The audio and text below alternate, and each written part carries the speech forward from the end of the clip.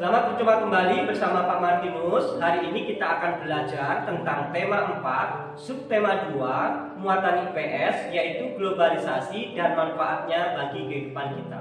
Kerjasama negara-negara Asia Tenggara di bidang politik dan keamanan, yaitu contohnya adanya pertemuan 23rd ASEAN Political Security Community Council Meeting, yaitu membahas tentang politik dan keamanan yang berada di negara-negara Asia Tenggara. Kerjasama negara-negara ASEAN di bidang politik dan keamanan yang berikutnya adalah adanya pertemuan 23rd ASEAN Defense Minister Meeting, yaitu membahas tentang pertahanan negara-negara yang berada di kawasan Asia Tenggara. Kerjasama negara-negara ASEAN di bidang politik dan keamanan yang berikutnya adalah adanya pertemuan ASEAN Extradition Treaty, yaitu membahas tentang pelaku-pelaku kejahatan yang berada di negara-negara anggota ASEAN dapat dipulangkan kembali ke negara asalnya.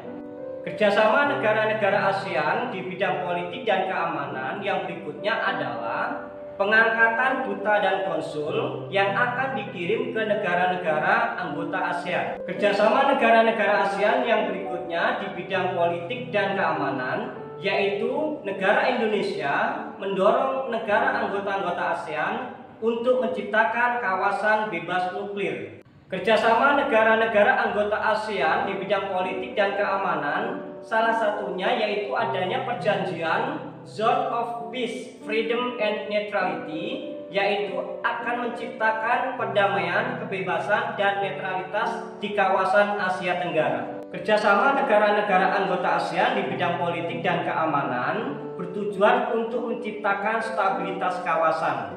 Stabilitas kawasan ini diperlukan untuk mendukung pembangunan di tiap-tiap negara anggota ASEAN.